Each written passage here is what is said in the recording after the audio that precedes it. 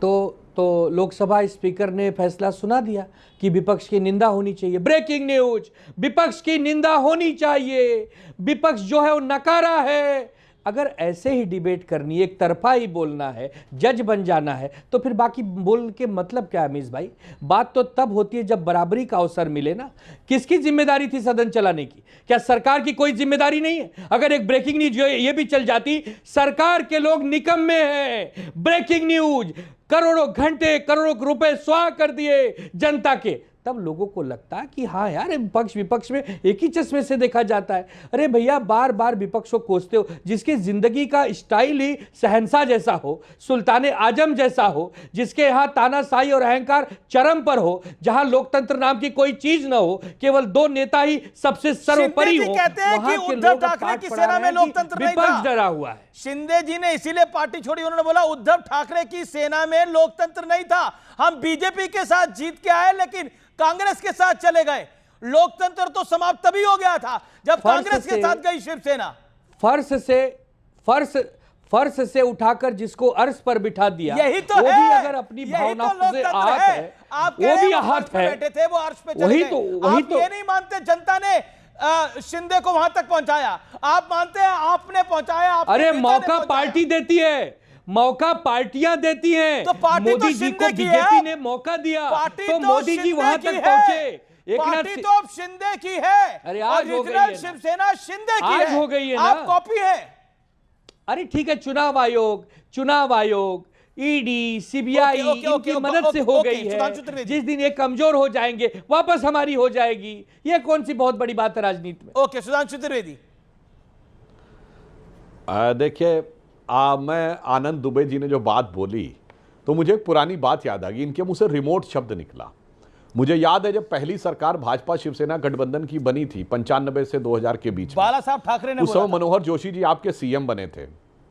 हाँ तो मैं नहीं बाला साहब ठाकरे नहीं बोला था, मनोहर जोशी जी से प्रेस कॉन्फ्रेंस में पूछा गया कि आप पे यह आरोप है कि आप बाला साहब ठाकरे जी के रिमोट से चलते हैं। And the chief minister of Maharashtra who was from Shiv Sena has said, हाँ मैं बाला साहब ठाकरे के रिमोट से चलता हूं, क्योंकि उन्होंने मुझे नियुक्त किया। जेपी नड्डा साहब कह सकते हैं नियुक्त नहीं किया। बाला साहब ठाकरे जी का दिया गया वीडियो अवेलेबल है जिसमें उद्धव जी और राज ठाकरे दोनों बैठे। उन्होंने कहा मैं जिस दिन चाहूं इन दोनों में से कोई भी जाके मंत्री बन सकता है, मगर ठाकरे परिवार का कोई व्यक्ति नहीं बनेगा। वो नैतिकता का प्रमाण था। और मैं एक और बात ऑन द लाइटर नोट बता दूं अमीश जी, उस जमाने में 96 के लोकसभा चुनाव में विपक्ष ने 98 के लोकसभा चुनाव में एक गाना उस समय बड़ा फेमस हुआ था, वो शिवसेना के सीएम मनोहर जोशी जी के खिलाफ यूज किया था कि अखियां मिलाए कभी अखियां चुराए, साहब ने किया जादू, कभी आंखें चुराए कभी दुम को हिलाए, रिमोट से होता काबू। यानी ये सीएम के खिलाफ यूज किया था। और भाई साहब बड़ी और छोटी पार्टी किसने कहां बैठाला? 98 के बाद हमारे 182 सांसद थे और आपके 16, फिर भी आपका स्पीकर बनाया था, याद रखिए। इसलिए हमने गठबंधन दर ईमानदारी से निभाया। और आज जो हो रहा है, अब क्या हुआ? उद्धव ठाकरे भी ऐसी पार्टी के समर्थन से बने सीएम जिसमें 2 रिमोट थे, एक एनसीपी दबाती थी, एक कांग्रेस दबाती थी, बीच में हैंग हो गए। ओके आनंद, अमीश भाई इन्होंने हमें नहीं बनाया था, हमने इनको मदद करके महाराष्ट्र में घुसने की जगह दी थी। ये हमारे एक प्रकार से पिछलग्गू हुआ करते थे। वक्त के साथ इन्होंने धोखेबाजी सीख ली, इन्होंने पीठ में छुरा भोंकने की अच्छी कला सीख ली, ईडी और सीबीआई का दुरुपयोग करना सीख लिया और आज बहुत बड़े बड़े बन गए। अरे हम तो पंडित अटल बिहारी वाजपेयी जी को मानते हैं, जो कहते थे क्या हार में क्या जीत में किंचित नहीं भयभीत में, कर्तव्य पथ पर जो मिला यह भी सही वह भी सही। आज की भाजपा कहती है हारना नहीं है, सिर्फ जीतना है। चाहे बूथ का बूथ लूट लो, चाहे ऑटो में चोरी कर लो, चाहे डकैती डाल लो, जीतना ही हमारा धर्म है, जीतना है हमारा काम है। ये तो बीजेपी बदल गई। शिवसेना नहीं कहती थी कि आपको जुड़ना चाहिए कांग्रेस के साथ। कांग्रेस और आपका वोट बैंक तो एक नहीं था ना। अब तो बेस्ट के अंदर दोनों भाई भी एक साथ आए, तब भी नहीं जीत पाए। बेस्ट के अंदर दोनों भाई एक साथ आए, 0 अंडा ही आया। अब बताइए, ये भी सत्य है ना? नहीं जीत पाए इसका मतलब नहीं जीत पाए इसका मतलब अस्तित्व समाप्त हो जाता है। बहुत सारी पार्टियां देश में नहीं जीत पाती, संघर्ष करती हैं, देश सेवा की भावना से लड़ती हैं। किसने किसको कहां रखा, किसने किसको धोखा दिया? मैंने तो अभी लेटेस्ट फुटेज देखी है, 9वीं या 10वीं रो में उद्धव ठाकरे और आदित्य ठाकरे बैठे हुए हैं, 9वीं 10वीं रो में।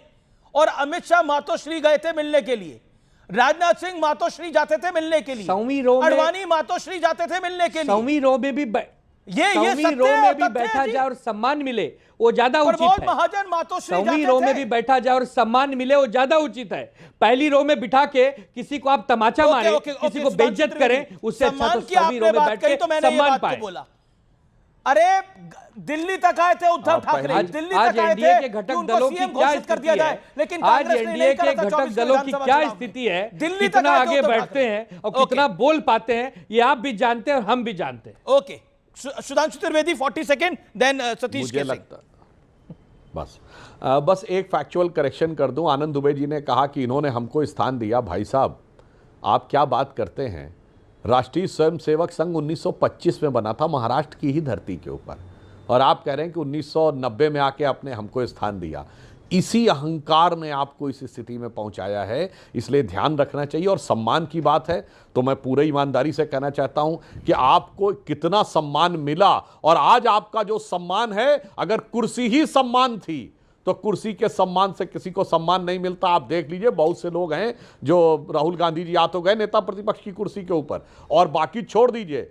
अंदरूनी तौर पे अगर इंडी गठबंधन के दरों में पूछ लिया जाए तो क्या, खैर वो विषय छोड़िए, मैं आज के विषय की बात करता हूं। आज एक बहुत खतरनाक विषय है। शिवसेना से मुझे इस बात को लेकर दर्द होता है कि ये प्रांतीय भाषाई आधार के ऊपर आकर तो लोगों से झगड़ा करते हैं, मगर अब बांग्लादेशी घुसपैठियों का मुद्दा नहीं उठाते हैं। कभी नहीं। जो देश के लिए सुरक्षा कभी नहीं, कभी नहीं, भाषा के आधार पर कभी भी, आज ये कहते हैं किसी का अपमान नहीं किया। भाषा भाषी के कान के नीचे हाथ बजा देंगे नहीं, मगर जो बोला था नीतीश राणे ने कि फला फला रोड पे जाके कान के नीचे बजा के दिखाओ भाई साहब, वो आपके घर के नीचे आके बम बजा देंगे, वहां पे सन्नाटा हो जाता है। इसीलिए मैं कहना चाहता हूं भाई साहब, और एक और बात बता दूं आनंद दुबे जी, अभी एसआईआर की बात हो रही है, महाराष्ट्र भाषियों को हमेशा दिया है दूल्हे सीट। सर अपने अपने टर्न पे बोलिए, आप बोल रहे थे, हम भी शांति से सुन रहे थे, आप भी सुनिए, अपने टर्न पे बोल दीजिएगा। मैं दर्शकों को याद दिलाना चाहता हूं, महाराष्ट्र का विषय है। महाराष्ट्र में एक सीट है धुले, जिसमें 6 विधानसभाएं हैं। 5 विधानसभाओं में भारतीय जनता पार्टी 1,94,000 से जीती। छठी विधानसभा जो थी उसमें 1,98,000 से हार गई। और वो विधानसभा कौन? एक विधानसभा में 1,98,000 से विधानसभा कौन है? मालेगांव सेंट्रल। मालेगांव में 43% एक्स्ट्रा वोट जुड़ा है, और ये करें महाराष्ट्र में 4% के लेके हाय तौबा मचा रहे हैं। मालेगांव में 43%, लेकिन मालेगांव पे शिवसेना नहीं बोलेगी, मालेगांव में 92% का वोट बैंक है वो, इसलिए इनको समस्या हो रही है। और याद करिए वही वोट बैंक है। अमित भाई इसको ऐसे देखिए, जीत और लड़ाई हो रही है। 10 सेकंड, ओके 10 सेकंड। आनंद दुबे, देन सतीश के Singh, waiting from long patiently.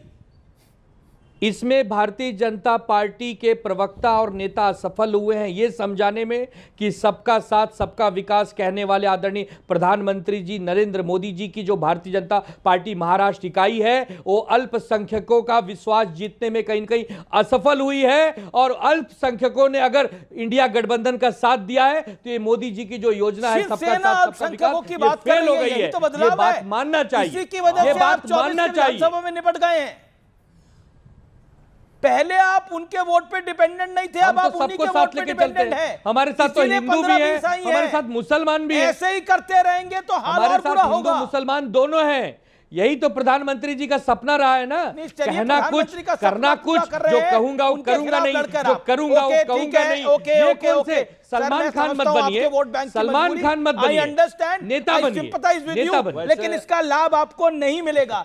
चोला बदलने का लाभ नहीं मिला है आपको 24 के विधानसभा में। माया मिली न राम। ओके, और सतीश के सिंह।